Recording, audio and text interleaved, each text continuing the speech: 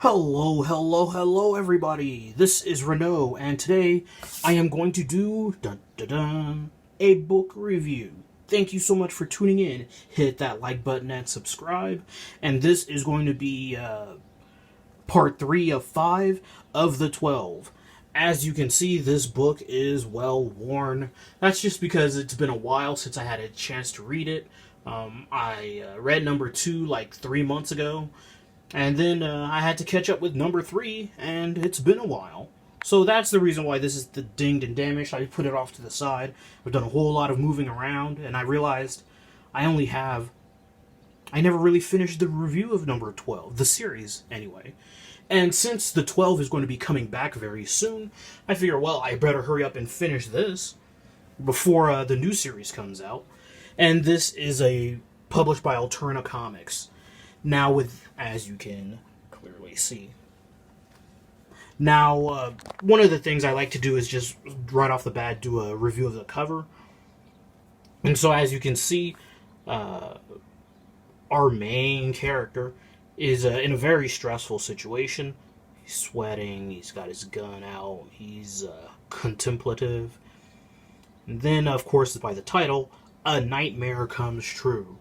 Now, when we last left off, our main character, along with his son and Uncle Hank, were going off into the city because they had some unfortunate situations, and so they were just really desperate for supplies. But the thing is, they had to keep a lookout for the mysterious group, the 12, who are very deadly killers. Now, Uncle Hank does not believe in such a thing, but our main character definitely does. And anyway, when it comes to this cover, it's alright. It's pretty good. It's just that sometimes, the covers are bad. I would say this is slightly above average. It definitely ties into what happens in the story. And so, I just figured get that out of the way. Now, with that being said, like I mentioned, they were off to the city to get supplies because they're desperate. And so he's going to go on ahead and leave them behind. But this is kind of a transitional for me because eventually, I gave high praise to book 1 and book 2, and this one did not do everything for me. Now, as you can see, like I mentioned, he's leaving his Uncle Hank and his son behind. And so, the son, whose curiosity is getting the best of him, decides to sneak off and warn a bunch of killers that the 12 are coming. And this is kind of where the story kind of falls apart personally for me. Because in the previous issue, we know that the 12 are killers. They're dangerous. And so, and that's what we know about the lore. But previously in the story, they had a guest come by their house and burn down their house, and so they had to move in with their neighbor. And so that's the impetus for the story. And so they took those robbers, ran off and took a bunch of supplies. And that's why they have to go to the city of Chicago, so to speak. And so, but then the son here, Eli, he's running off because he has to warn those marauders about the 12 and how dangerous the 12 are. And it just rubbed me the wrong way. Naturally, actually, let's skip a couple of pages.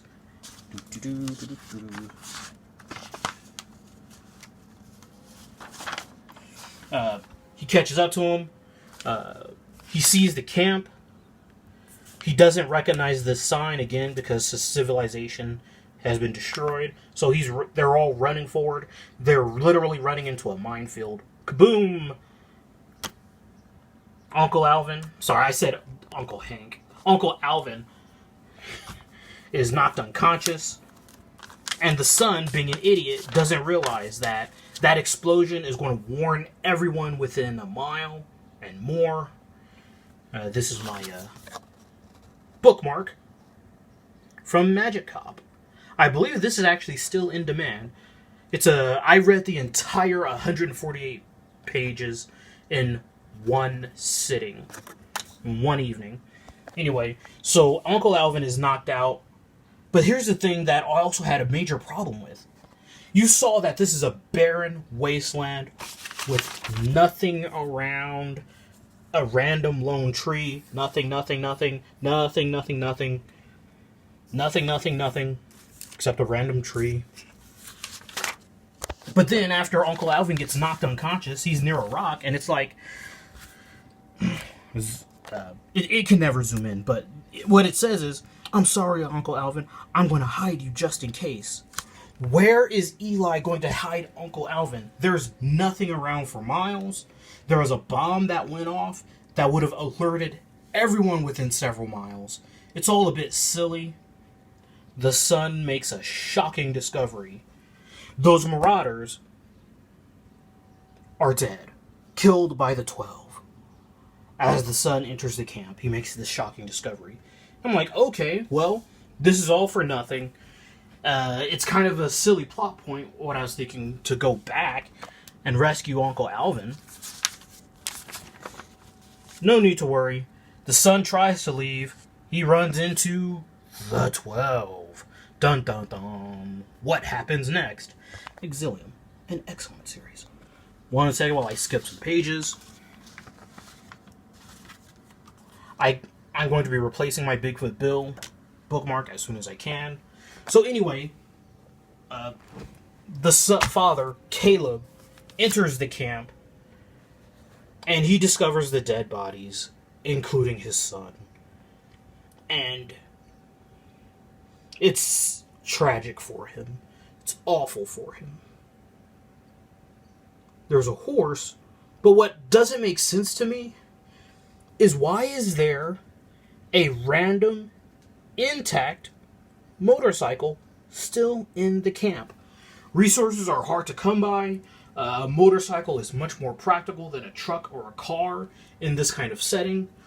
This doesn't make sense. Why the son would try to warn the marauders doesn't make sense. I mean, I get it. The son wanted to warn the marauders because the 12 are so dangerous. But from his point of view, the 12 aren't necessarily real. And two, those marauders just burned down your house and stole a bunch of supplies. Why would you warn them that the 12 are dangerous?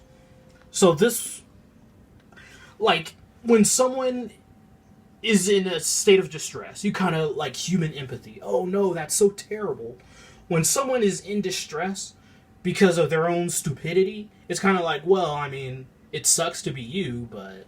And that's kind of what I'm getting. It's like, yes, he's heartbroken that the son is dead, but for me as the reader, this isn't sad, because I'm not going to say he deserved it, but, like, I just don't feel bad.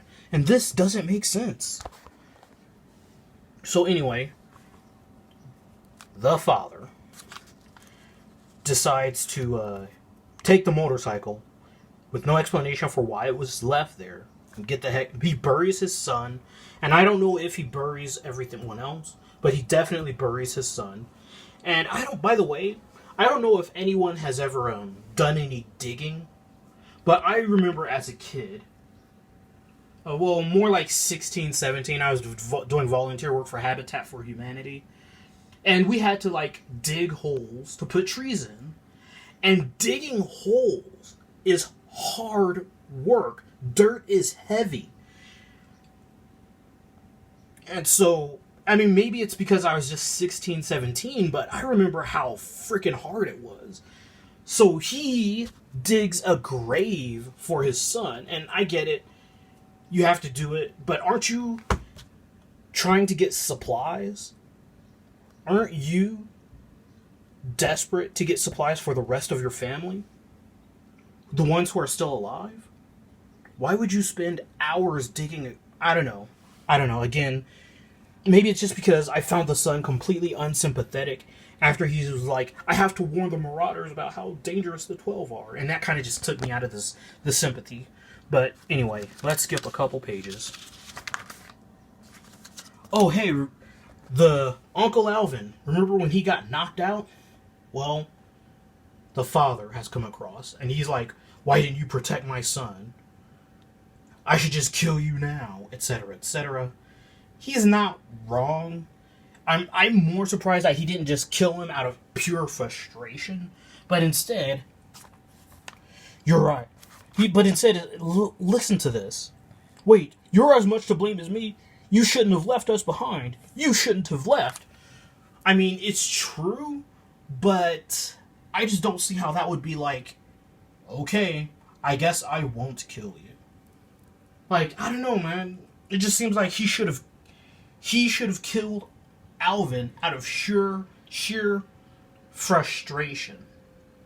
Because Alvin was supposed to be protecting the son, and Alvin didn't. Granted, he doesn't kill Alvin, but he just kind of leaves him. And he's always hated Alvin. They got into a nasty fight in the previous issue. So, yeah. Anyway, let's skip a couple more pages. And so, the father, meanwhile, back at the family, they're having dinner, they're eating their food, and so they're talking about how their neighbor raises pigeons. And I don't know, it kind of feels like a little bit of an ass pull. Like, it wasn't mentioned or hinted at in the previous issues at all. Like, oh, by the way, you and your pigeons, you talk more to us than those pigeons, etc., etc. So now it's being mentioned here as soon as it's relevant to the plot. And it's like, this is the sort of thing that could have done for some foreshadowing, that their neighbor raises pigeons.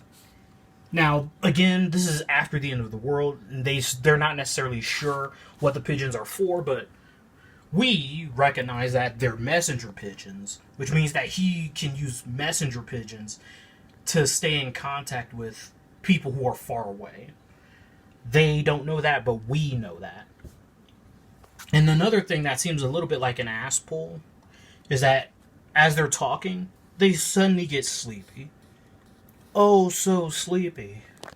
And she's talking about how it's impolite to put your head down at the dinner table. And I like how she's trying to raise them to be good people, mannered people. But then, they all fall asleep a little bit. But again, this is a little bit of an ass pull. I know I skipped a couple pages, but there was no explanation for how spoiler alert, how their neighbor was able to put, like, sleeping medicine or sleeping powder or whatever in their food. None at all. Just no explanation. Like, did he dose the food? If so, doesn't that mean he would have had to have dosed all the food? Because that's food he needs to eat too.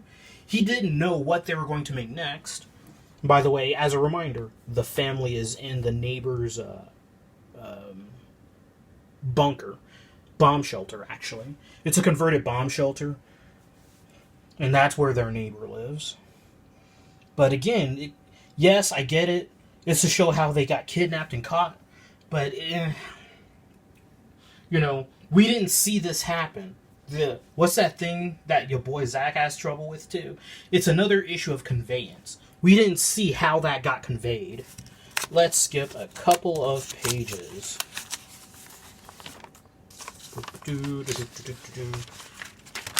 So, anyway, the father rides in a motorcycle to get back to the family.